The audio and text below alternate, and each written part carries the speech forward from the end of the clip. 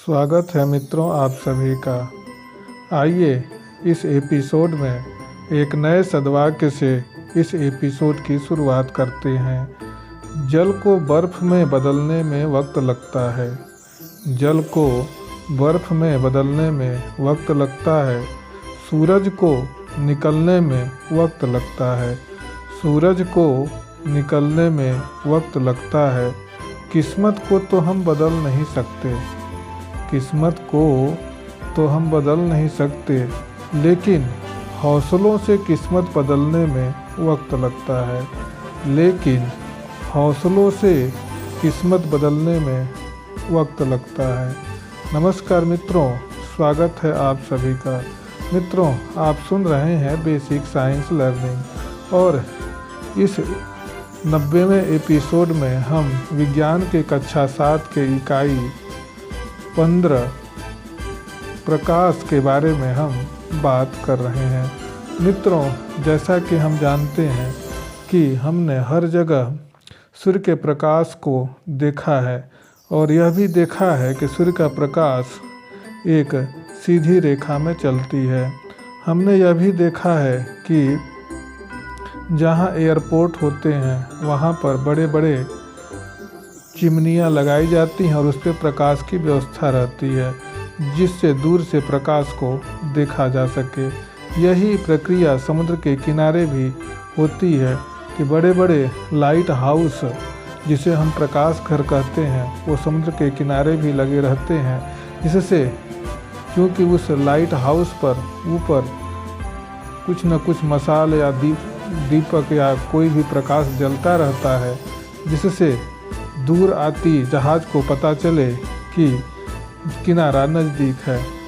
और भी हम कई चीज़ों देखते हैं। यदि हम मोमबत्ती जला करके अगर एक सीधी पाइप से अपने पाइप के अंदर से अगर मोमबत्ती को देखें तो क्या देखते हैं कि हमको मोमबत्ती की लौ दिखाई पड़ती है। वही टेढ़ी मेढ़ी पाइप ले करके अगर मोमबत्ती को देखें तो वह दिखाई, उसके मोमबत्ती का प्रकाश दिखाई नहीं पड़ता है। आखिर ऐसा क्यों होता है? तो इससे यही पता चलता है कि सूर्य का प्रकाश सीधी रेखा में चलती है, जिससे यह हम टेढ़ा पाइप और सीधा पाइप से इस क्रियाकलाप द्वारा हम यह सिद्ध कर सकते हैं। उसके बाद हम यह भी जानते हैं कि हमने पिछली कक्षा में प्रकाश स्रोत, दीप्त तथा अदीप्त वस्तुएं, पारदर्शी, अपारदर्शी तथा पारभासी वस्तुओं के बारे में बात की है। साथ साथ हमने छाया, प्रछाया, उपछाया, सूर्य ग्रहण और चंद्र ग्रहण का भी हम अध्ययन पिछले कक्षाओं में कर चुके हैं। हम जानते हैं कि प्रकाश सरल रेखा में गति करता है। इससे हम यह भी जान चुके हैं कि प्रकाश के सरल रेखा में गमन करने का उपयोग करते हुए हम प्रकाश के परावर्तन की घटना का भी हम इसके आगे अध्ययन करेंगे। इस आधारभूत अवधारणा का अध्ययन हमें प्रकृति में होने वाले कुछ प्रकाशीय घटनाओं को समझने में सहायक होता है। या आगे हमारे कई क्रियाकलापों द्वारा हम यह देखेंगे कि जो सूर्य की प्रकाश जो सीधी रेखा में चलती है वह किस प्रकार हमें अन्य परिघटनाओं को समझने में सहायता करती है। मित्रों, हम जैसा जानते हैं कि प्रकाश की किसी समांगी पारदर्शी माध्यम में प्रकाश सरल रेखा में गति करता है और सीधी रेखा पर लगाया गया वाराग्र प्रकाश के गति की दिशा को यह सूचित करता है। इस प्रकार हम कह सकते हैं कि वह मार्ग जिस पर प्रकाश किसी समांगी पारदर्शी माध्यम में गति करता है उसे प्रकाश की किरण कहते हैं। समांगी पारदर्शी माध्यम में एक ही दिशा में गति करने वाले प्रकाश की किरणों के समूह को हम किरणपुंज या बीम ऑफ लाइट कहते हैं। इस प्रकार हम कह सकते हैं कि किरणपुंज 3 प्रकार के होते हैं। पहला समांतर किरणपुंज, दूसरा अभिसारी किरणपुंज, तीसरा अपसारी किरणपुंज। समांतर किरणपुंज को हम पैरेलल बीम ऑफ लाइट कहते हैं। अभिसारी किरणपुंज को हम कन्वर्जेंट बीम ऑफ लाइट कहते हैं और अब अपसारी किरणपुंज को डाइवर्जेंट बीम ऑफ लाइट कहते हैं। समांतर प्रकाश जो किरणपुंज होता है वह प्रकाश किरणपुंज प्रत्येक किरण परस्पर उसकी जो किरणें होती हैं वह समांतर होती हैं, जिसे हम समांतर किरणपुंज कहते हैं।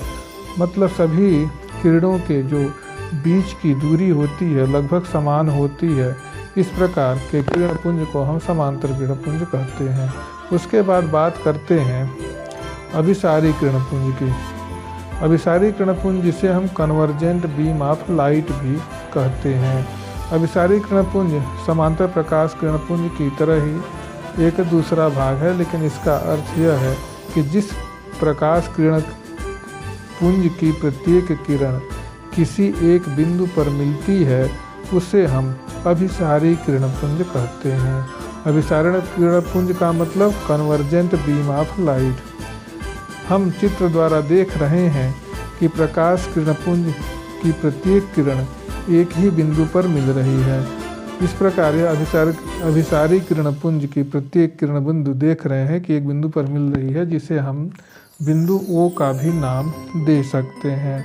अब हम बात करते हैं तीसरे प्रकार के किरणपुंज की, जिसे हम अब अपसारी किरणपुंज कहते हैं। अपसारी किरणपुंज जिसे हम डाइवर्जेंट बीम ऑफ लाइट भी कहते हैं। डाइवर्जेंट बीम ऑफ लाइट मतलब जब एक ही बिंदु से सूर्य के प्रकाश की किरणें जब दूर दूर फैल जाती हैं तो वह अपसारी किरणपुंज होता है। अर्थात जिस प्रकाश किरणपुंज की प्रत्येक किरण किसी बिंदु से फैलती हुई प्रतीत होती है उसे अपसारी किरणपुंज कहते हैं। चित्र में अपसारी किरणपुंज की प्रत्येक किरण बिंदु उस एक बिंदु से फैलती हुई दिखाई पड़ रही है। इस प्रकार प्रकाश की किरणें अर्थात बीम ऑफ लाइट तीन प्रकार के होते हैं। एक समांतर किरणपुंज, दूसरा अभिसारी किरणपुंज और तीसरा अपसारी किरणपुंज। इस प्रकार प्रकाश की किरणों के तीन प्रकार हुए। अब हम इसके आगे बात करते हैं प्रकाश के परावर्तन की। प्रकाश कई प्रकार के गुणों को प्रदर्शित करता है। उसी प्रकार एक गुण जिसे हम प्रकाश का परावर्तन भी कहते हैं, यह भी एक प्रकार के प्रकाश का गुण है। प्रकाश का परावर्तन जिसे हम रिफ्लेक्शन ऑफ लाइट कहते हैं। हमने देखा है कि किसी तालाब के किनारे या जब हम लाइट किसी पर हम चमकाते हैं या पारदर्शक सतह पर, या हम ये कह सकते हैं कि दर्पण पर हम जब चमकाते हैं तो क्या देखते हैं कि उसकी किरणें पुनः दूसरी दिशा में वापस चली जाती हैं। आखिर ऐसा क्यों होता होगा? हमने कभी तालाब के किनारे स्थित पेड़ पर हम तालाब के जल में जब कोई लाइट या टॉर्च जलाते हैं तो भी प्रकाश की किरणें वहाँ से मुड़ करके कहीं दूसरी तरफ चली जाती हैं। स्टेनलेस स्टील की स्वच्छ थाली में देखने पर भी हमें अपना चेहरा दिखाई पड़ता है, या जल में भी यदि हम देखें तो भी कोई भी जानवर का चेहरा या अपना चेहरा दिखाई पड़ता है। किसी चमकीले पृष्ठ से टकराने के पश्चात प्रकाश की किरणें उसी माध्यम में वापस लौट जाती हैं, जिसके फलस्वरूप हम तालाब के किनारे स्थित वृक्षों को जल में तथा चमकीले स्टील की थाली में अपना चेहरा देख पाते हैं।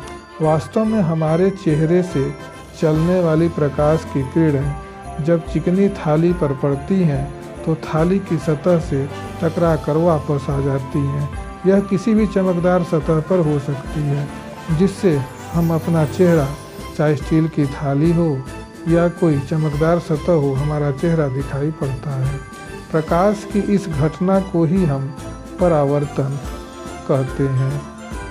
प्रकाश का परावर्तन हर एक सतह पर अलग अलग तरह का हो सकता है। तो मित्रों, प्रकाश की किरण का किसी पृष्ठ से टकराकर उसी माध्यम में वापस लौटने की घटना को हम प्रकाश का परावर्तन कहते हैं। इस प्रकार हम कह सकते हैं कि प्रकाश की किरणों के टकराने के बाद ही, किसी भी चमकदार सतह पर टकराने के बाद ही प्रकाश का परावर्तन हो सकता है। प्रकाश की किरणें जब किसी वस्तु की सतह पर पड़ती हैं तो 3 प्रकार की घटनाएं होती हैं। वस्तु द्वारा प्रकाश ऊर्जा का अवशोषण अर्थात वह प्रकाश को सोखता है। दूसरा, वस्तु से प्रकाश ऊर्जा का पारगमन, यदि वह पारदर्शी माध्यम है तो वह प्रकाश की किरणें एक पार से आर पार चली जाती हैं। फिर तीसरा, वस्तु के पृष्ठ से प्रकाश ऊर्जा का परावर्तन, अर्थात यदि चमकदार सतह है तो प्रकाश का परावर्तन हो जाएगा। तो मित्रों, आज के इस एपिसोड में बस इतना ही। अगले एपिसोड में हम फिर मिलेंगे। धन्यवाद।